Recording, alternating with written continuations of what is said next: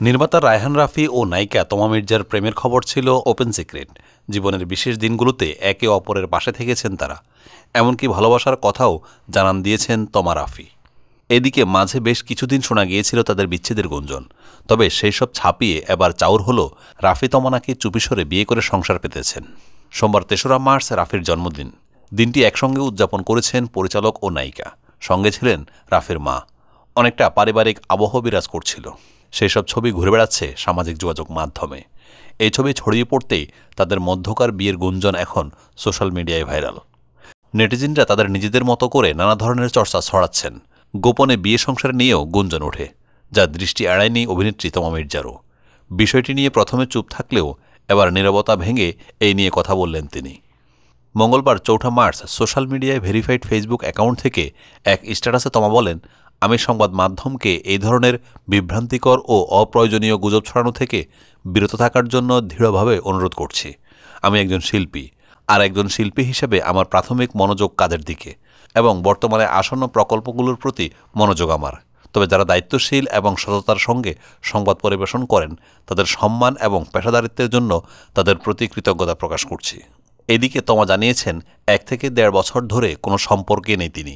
ভবিষ্যতে রাফির সঙ্গে সম্পর্কটা কোথায় গড়াবে, প্রেম কিংবা বিয়ের মতো কিছু ঘটবে কি জানতে চাইলে নিজের অবস্থান পরিষ্কার করেন নায়িকা। তিনি বলেন, ভবিষ্যৎ কি আমি জানি না, কারণ আমার ভাগ্যে কি আছে আমি জানি না। আমি আজকে একটা কথা বলবো, কালকে সেই জিনিসটা হবে না। এইটা নিয়ে মানুষ হাসাহাসি করবে বা প্রশ্ন তুলবে, এমন প্রশ্নের সম্মুখীন আমি হতে চাই না। আমি আমার বর্তমান প্রসঙ্গে জানি, এই বর্তমানে আমি কোনো সম্পর্কের সাথে জড়িত নই। গত ১-১.৫ বছর ধরে আমি কোনো সম্পর্কে নেই। সামনে কি হবে সেটা সামনে বলতে পারবো, অগ্রিম কিছু বলতে পারবো না। এর আগে রাফির সঙ্গে পারিবারিক সম্পর্ক উল্লেখ করে তমা বলেছিলেন, রাফির সঙ্গে আমার সম্পর্কটা পারিবারিক, কেননা একসঙ্গে আমরা বেশ কিছু কাজ করেছি। তাই রাফির পরিবারের সঙ্গে এক ধরনের যোগাযোগ তৈরি হয়েছে। শুধু আমারই নয়, সিয়াম, পূজাসহ আরও অনেকের ক্ষেত্রেই এই কথা প্রযোজ্য। প্রসঙ্গত মুক্তির অপেক্ষায় আছে তমা অভিনীত ওয়েব ফিল্ম আমলনামা। এটি নির্মাণ করেছেন রাফি। অন্যদিকে ঈদে আসছে অভিনেত্রীর সিনেমা দাগি। এতে তার বিপরীতে অভিনয় করেছেন আফরান নিশু, পরিচালক শিহাব শাহীন।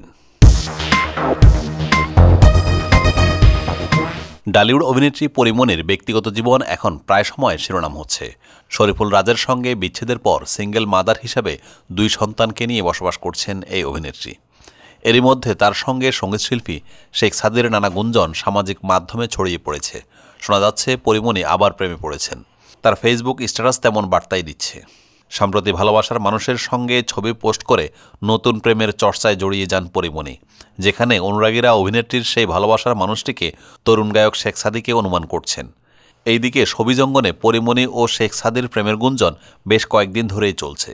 বিষয়টি নিয়ে যেন আরও আলোচনা বেড়েই চলছে, যেখানে সেই ভালোবাসার মানুষটির সঙ্গে আলিঙ্গনরত অবস্থায় দেখা যায় পরিমণিকে। আর তখনই বিষয়টি নিয়ে মন্তব্য করতে দেখা যায় ছোট পর্দার পরিচিত মুখ ও মডেল শ্যামন্তী সৌমিকে। এই অভিনেত্রী আবার শেখ সাদির ঘনিষ্ঠজন, তাই সাদি ও পরীর সম্পর্ক নিয়ে প্রশ্নের মুখে পড়েন অভিনেত্রী। শ্যামন্তী আদতে পরিমণির সঙ্গে সাদির এই রসায়নকে প্রেম গুঞ্জন বলেই মনে করছেন।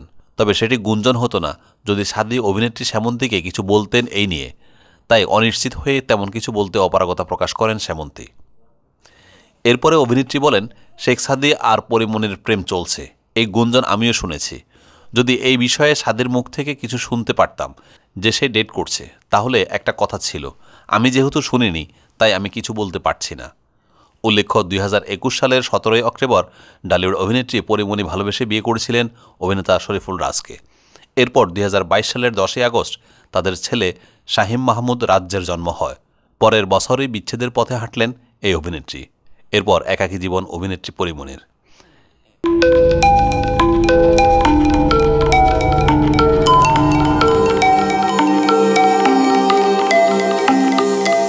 টেক টিভি, দেশ ও দশের কথা বলে।